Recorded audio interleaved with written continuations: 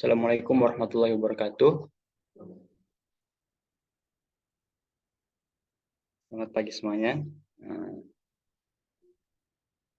Pertama saya mau berterima kasih ke Kak Citra telah memberikan waktu kepada saya untuk melakukan presentasi saya ini yang berkaitan dengan topik pembahasan kemarin ya, yaitu tentang darah dan sirkulasi sistem atau sirkulasi darah. Jadi pertanyaan saya pada kemarin itu, apakah penyebab jantung koroner dan mengapa hal ini atau penyakit ini bisa menjadi penyakit paling mematikan di dunia? Karena menurut data statistik itu penyakit jantung koroner adalah salah satu penyakit yang penderitanya itu banyak meninggal, terutama di seluruh dunia.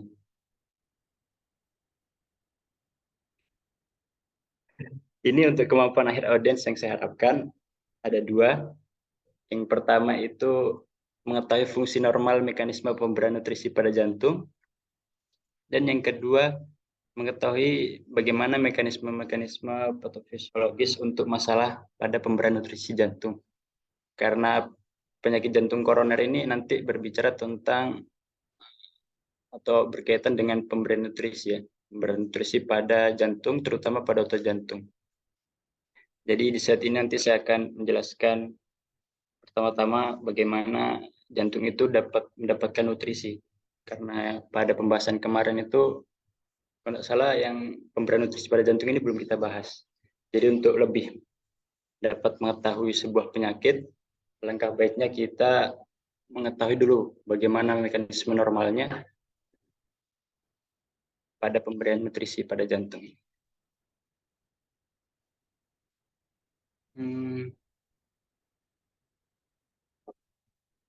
Lanjut.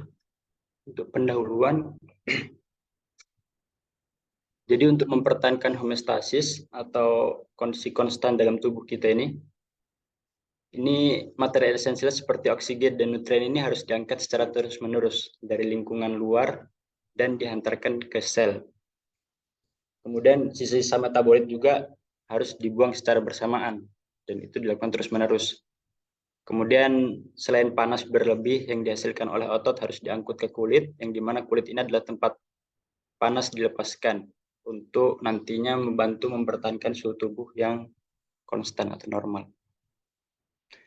Kemudian homeostasis ini juga tergantung pada transfer hormon, yang dimana hormon ini merupakan pengatur ceraka kimia yang penting yang diproduksi dari tempat dan diantarkan ke tempat kerjanya atau sel targetnya. Yang dimana hal ini sangat berkaitan dengan kerja sistem sirkulasi pembuluh darah yang berperan terhadap homeostasis dengan berperan sebagai sistem pengangkut di tubuh yang terdiri dari jantung, pembuluh darah, dan darah. Ini saya ambil dari buku Sherwood yang dimana memang banyak buku yang saya kutip ini adalah salah satu buku fisiologis manusia yang dimana dia setiap babnya menghubungkan antara fungsi organ itu dengan peran homeostasis dalam tubuh. Jadi ini juga penting saya sampaikan. Kemudian jantung, kemarin ini kita sudah pelajari bahwasanya jantung ini adalah salah satu organ vital pada manusia, yang dimana apabila tidak ada jantung atau jantung ini berhenti, maka manusia itu tidak akan bisa hidup. Jadi jantung ini fungsi utamanya adalah untuk memompa darah, atau dia mesin utama dari sistem sirkulasi darah di tubuh.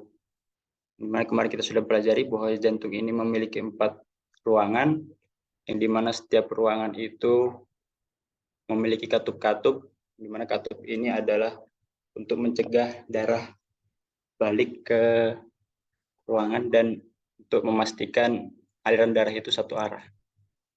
Adalah jantung. Kemarin, terus ini slide selanjutnya saya ingin melihatkan mungkin sedikit gambaran tentang bagaimana kerja jantung di tubuh kita ini. Jadi jika seseorang hidup selama 80 tahun, itu jantungnya berdenyut rata-rata 100.000 kali. sehari, terus-menerus setiap hari, dan itu terjadi selama 80 tahun. Ini kalau umurnya sampai 80 tahun ya. Dan yang kedua, selama rentang rata hidup manusia, jantung ini berkontraksi sekitar 3 miliar kali, dan ini tidak pernah berhenti kecuali selama sepersekian detik untuk mengisi di antara denyut-denyut.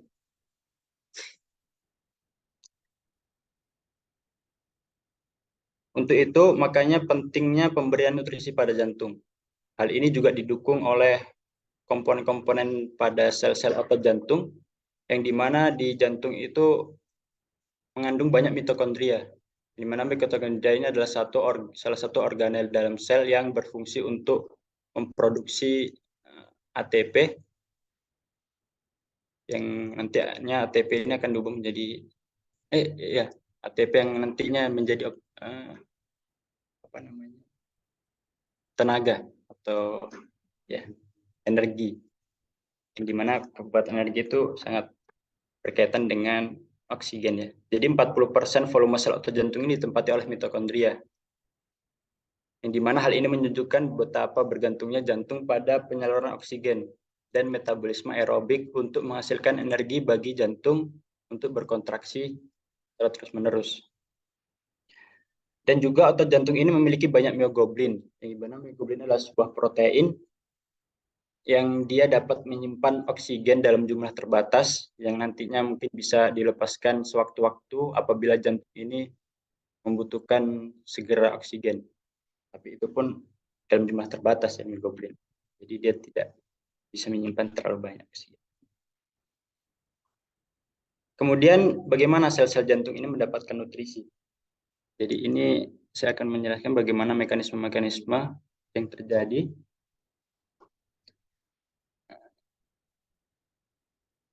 Jadi meskipun semua darah ini melewati jantung, otot jantung ini tidak dapat menyerap oksigen langsung melalui rongga-rongga yang ada di dalamnya, karena ada dua alasan.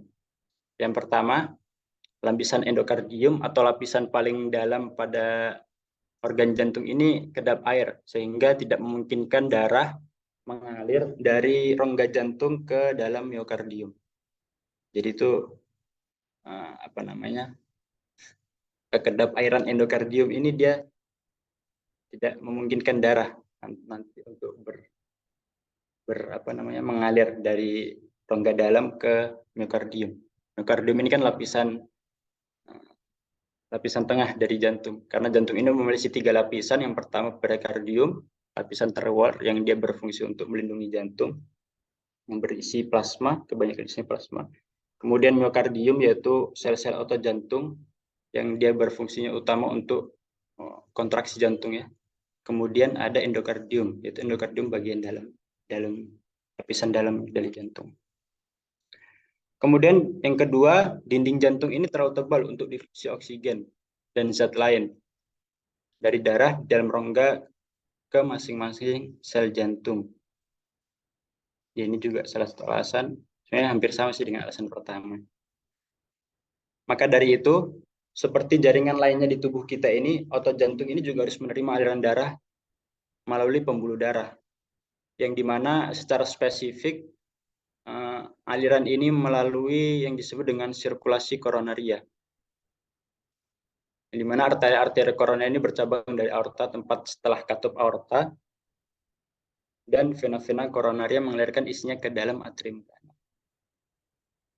Jadi ini gambaran dari sirkulasi koronaria, yang dimana udah kelihatan. Ini bisa dilihat. Jadi ini pembuluh-pembuluh darah arteri koronaria itu, yang dia berfungsi untuk mengaliri atau untuk masuk aliran darah ke otot-otot jantung atau miokardium. Jadi dia tempatnya di permukaan jantung. Ini asalnya dari sini, dari pangkal aorta, dan mengalir ke cabang-cabangnya menuju ke otot jantung. Ini ada yang otot jantung sebelah kiri. Ini nanti fungsinya untuk memasuk darah ke bagian otot jantung sebelah kiri ya, berarti atrium kiri dan ventrikel kiri, yang dia berfungsi untuk memompa darah ke seluruh tubuh. Kemudian ada coronaria dextra yang di atau jantung bagian kanan. Dan ini perlu diketahui mungkin ada bagian jantung yang setebal 0,5 mm, bagian paling dalam otot jantung ini dia langsung menerima asupan darah itu dari rongga jantung itu sendiri. Jadi dia tidak melalui arteri koroner, tapi itu hanya sebesar 0,5 mm. Nah, ini juga aliran darah koronaria. Jadi otot jantung ini menerima sebagian besar pasokan darahnya itu selama diastol. Di mana selama diastol ini jantung itu beristirahat ya, atau tidak berkontraksi, dan aliran darah ke sel otot jantung ini berkurang secara substansial selama sistol. Hal ini karena ada dua alasan. Yang pertama adalah miokardium ini ketika berkontraksi akan menekan cabang-cabang utama arteri koronaria.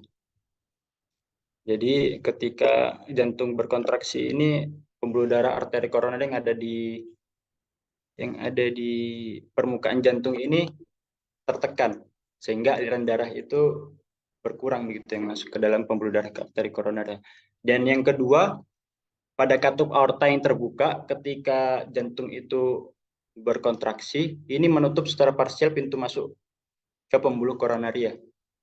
Karena kan tadi tempatnya pembuluh darah koroner itu pintu masuknya itu dari dari aorta. Jadi ketika katup aorta ini terbuka, ini pintu masuk ke pembuluh ini tertutup, jadi tertekan. Ini ada grafiknya. Saya foto dari buku ini bahwasanya aliran darah koroner ini sebagian besar terjadi selama diastol karena pembuluh koroner bertekan seluruhnya sewaktu sistol. Ini ketika sistol aliran darahnya berkurang, kemudian ketika diastol dia naik. Ini di arteri koronaria. Kemudian ini juga pentingnya bagaimana variasi aliran darah koronaria untuk menyesuaikan kebutuhan O2 otot jantung, terutama ketika jantung ini mengalami atau aktivitas metabolik jantung ini meningkat. Mungkin hal ini terjadi ketika seseorang itu berolahraga atau beraktivitas yang tinggi. Ini nanti yang akan sangat berkaitan dengan penyebab nyeri pada dada ya, nyeri angina pectoris yang terjadi pada penyakit jantung koroner, yang dimana variasi ini itu ini aktivitas metabolik sel jantung ini meningkat sehingga kebutuhan oksigen itu meningkat. Kemudian ini memicu konsentrasi adenosin di jaringan otot jantung itu, di daerah otot jantung, yang dimana adenosin ini adalah salah satu hasil dari proses sel untuk menghasilkan energi atau ATP, sehingga meningkatkan konsentrasi adenosin. Nah, hal ini menyebabkan atau adenosin yang meningkat ini dia bekerja sebagai parakrin atau pensinyalan di daerah itu untuk pembuluh darahnya ini melakukan namanya disebut vasodilatasi pembuluh koronaria atau pelebaran pembuluh darah koronaria. Nah, apabila pembuluh darah koronaria melebar, maka aliran darah ke sel otot jantung ini meningkat. Yang dimana hal ini menguntungkan bagi jantung untuk oksigen yang memenuhi sel otot jantung ini juga meningkat. Nah, itu kurang lebih gambarannya bagaimana ada beberapa variasi aliran darah koroner untuk menyesuaikan kebutuhan O2 pada otot jantung. Yang dimana penyamaan oksigen ini sangat krusial karena otot jantung sangat bergantung pada proses-proses oksidatif yang pada proses-proses ini membutuhkan banyak oksigen untuk menghasilkan energi, yang dimana jantung ini tidak akan memperoleh cukup ATP melalui metabolisme anaerob. Karena kita sudah pelajari dulu itu bahwasanya metabolisme anaerob ini adalah metabolisme yang dilakukan oleh sel ketika sel itu tidak memiliki atau tidak memiliki banyak suplai oksigen, sehingga sel itu melakukan metabolisme anaerob, yang dimana ATP yang dihasilkan dari metabolisme ini hanya 2 ATP. Tetapi ketika metabolisme yang menggunakan oksigen itu aerob, metabolisme aerob itu ada sekitar 32 ATP yang dihasilkan. Jadi jantung ini tidak kuat untuk tidak kuat berkontraksi.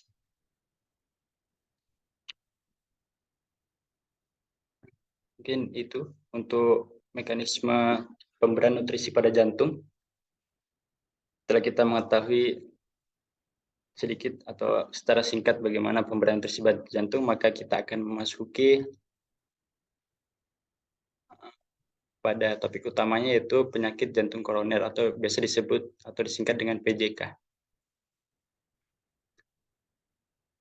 Jadi penyakit jantung koroner adalah salah satu penyakit gangguan pembuluh darah koroner pada jantung, yang pembuluh darah itu mengalami penyempitan atau penyumbatan aliran darah, yang dimana hal ini mengganggu transportasi bahan-bahan energi tubuh, terutama oksigen dan nutrien ya.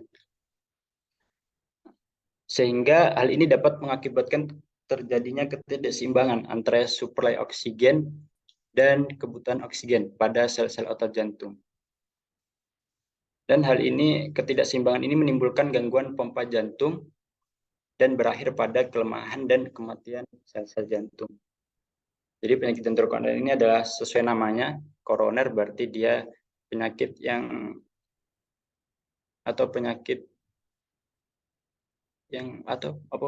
merupakan gangguan pembuluh darah koroner di jantung. Yang tadi kita sudah ketahui bahwa pembuluh darah koroner adalah fungsi utamanya dia sebagai pembuluh darah yang menyuplai darah ke sel-sel otot jantung. Jadi apabila pembuluh darah ini mengalami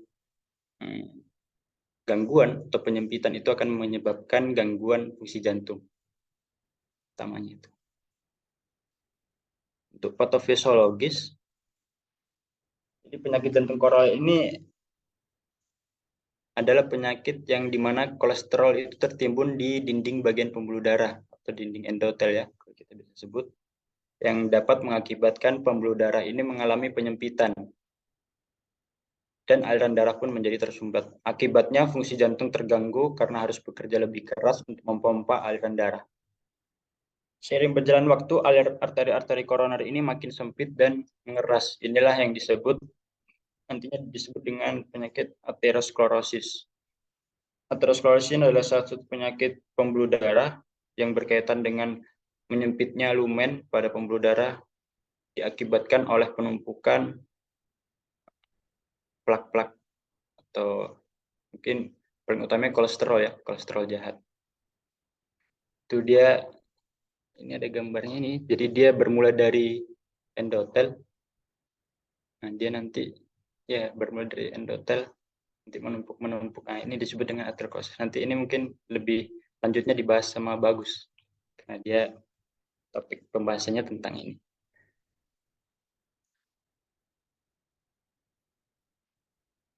Nah, ini ada beberapa fase penyempitan pembuluh darah atau aterosklerosis, yang dimana hal ini dapat menyebabkan penyakit jantung. Jadi ada beberapa fase, yang dimana aterosklerosis adalah suatu kondisi ketika lumen pembuluh darah mengalami penyempitan ya, atau penyumbatan. Hal ini dapat menyebabkan seseorang mengalami serangan jantung yang seringkali berujung kematian. Jadi ini gambar pembuluh darah pada arteri koroner jantung, yang dimana paling atas ini pembuluh darah yang normal, yang dimana pada lumen pembuluh darah ini tidak terdapat hambatan sama sekali, sehingga darah dapat mengalir secara lancar. Dan yang kedua, ini ada penyempitan di bawah 50-70% ini. Pada tahap ini umumnya belum ada keluhan pada pasien-pasien yang mengidap penyakit jantung koroner. Namun penyempitan lumen pembuluh darah ini sudah mulai terbentuk yang dimana memang osteoporosis ini adalah salah satu penyakit degeneratif ya, yang dimana dia itu tidak muncul secara tiba-tiba, tetapi penyumbatan ini itu bertahap dan berlangsung lama sehingga dapat menutup pembuluh darah dari jantung. Kemudian ini penyempitan di atas 50-70% ini atau jantung ini masih tergolong baik karena darah masih bisa melewati. Akan tetapi biasanya sudah terdapat keluhan pada pasien penyakit jantung koroner itu mulai terasa nyeri pada dada atau biasa disebut dengan aterosklerosis, angina pectoris, nyeri dada. Di mana nyeri dada ini biasanya timbul ketika seseorang itu meningkat aktivitasnya, akan tetapi oksigen yang menyuplai otot jantung ini tidak sesuai dengan supply and demand lah biasanya seperti itu. Jadi ini ketika penyempitan di atas 50-70% ini, pasien sudah kadang-kadang merasakan nyeri dada. Dan yang ketiga, ini penyempitan pembuluh darah disertai adanya gumpalan darah. Nah, pada tahap ini terjadi penyumbatan pembuluh darah disertai adanya gumpalan darah yang hal ini bisa menyebabkan kerusakan pada otot jantung dikarenakan otot jantung tidak dapat menerima oksigen dan asupan nutrien. Nah, di fase inilah seseorang biasa mengalami dengan serangan jantung atau jantungnya tidak dapat berkontraksi dengan baik.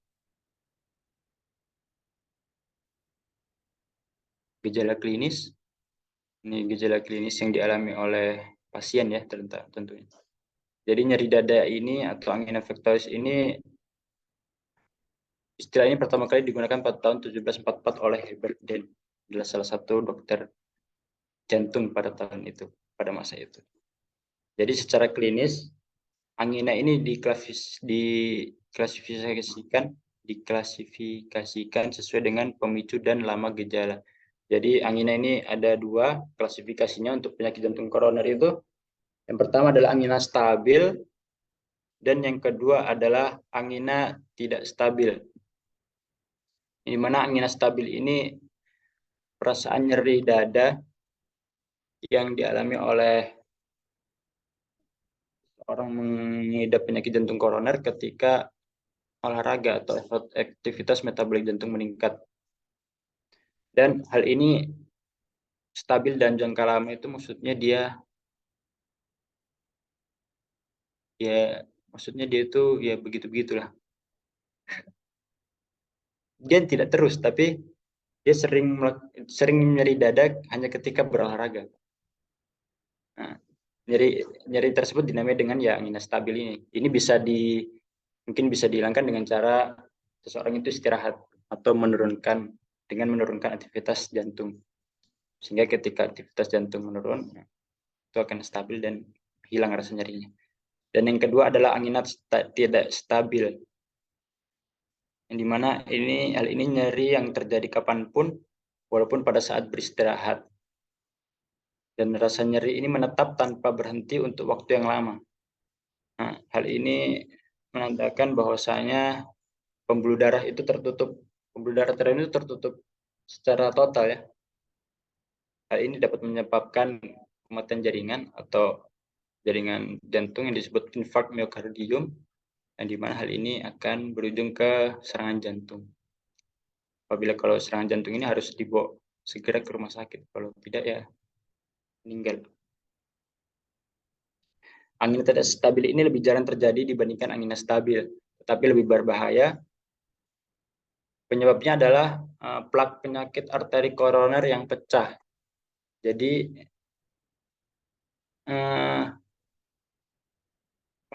osteoporosis yang pecah ini, plak yang pecah pada arteri koroner ini menyebabkan luka pada dinding pembuluh darah. Yang luka dalam dinding pembuluh darah ini menginduksi sel imun untuk mengirimkan sel darah putih untuk menutup luka ini. Itu disebut dengan trombus biasanya. Nah, trombus ini dapat menutup menutup total aliran pembuluh darah. Iya, teh. Kemudian ya itulah. Nah, ini gejala klinisnya, oksigen ke bagian otot jantung menurun terutama ketika aktivitas meningkat ya. Ini menyebabkan angina pectoris. Jadi kita jelaskan tidak ada angina stabil dan angina tidak stabil. Angina tidak stabil ini nanti akan menyebabkan infark miokardium atau dengan serangan jantung.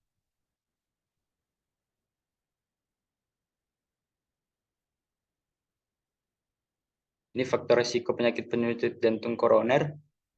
Jadi ada dua faktor, yang dimana yang pertama adalah faktor yang tidak dapat dirubah, yaitu faktor yang berkaitan dengan keturunan atau hereditas. Yang keturunan ini dapat mempengaruhi komposisi darah ya, yang dimana apabila mungkin dia sudah memiliki orang tua yang memiliki riwayat penyakit jantung, nah itu dapat turun ke anaknya, yang dimana sebenarnya bukan penyakit jantung koroner yang diwariskan, akan tetapi komposisi darah komposisi darahnya itu membuat lebih gampang terjadinya aterosklerosis atau penyumpat pembuluh darah. Karena memang aterosklerosis itu ya, berkaitan dengan komponen darahnya. Kemudian faktor usia, apabila usia sudah lanjut itu mungkin metabolisme sudah berkurang sehingga itu dapat menyebabkan. Kemudian yang ketiga jenis kelamin. Jenis kelamin ini juga berpengaruh karena kebanyakan pengidap penyakit jantung koroner ini laki-laki. Karena kalau perempuan itu dia dibantu oleh yang disebut hormon estrogen, itu juga membantu mengurangi resiko penyakit jantung koroner ini. Itu hormon estrogen. Tetapi kalau sudah menopause berarti ya sama. Jadi kebanyakan laki-laki. Kemudian faktor yang dapat dirubah, ini lifestyle ini. Ini juga yang sangat mempengaruhi jumlah orang-orang yang mengidap penyakit jantung koroner. Ini adalah kebiasaan yang biasa merokok mungkin. Ini menjadi penyebab utama.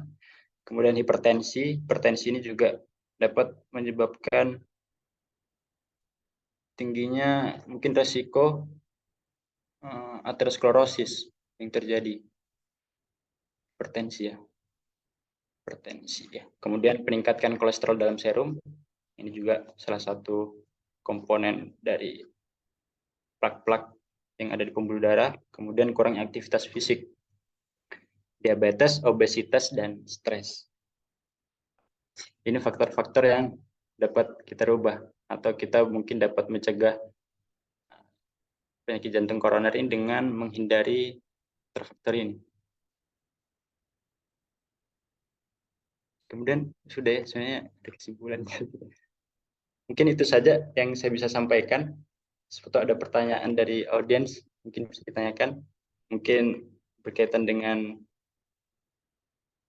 ya sih, bisa bertanyakan yang tentang apapun. Mungkin tentang pemberian nutrisi jantung atau tentang penyakit jantung koroner. Atau ada yang kurang jelas, mungkin bisa ditanyakan, biar saya sampaikan. Karena mungkin ada beberapa atau banyak yang mau saya sampaikan, cuma mungkin tidak tersampaikan.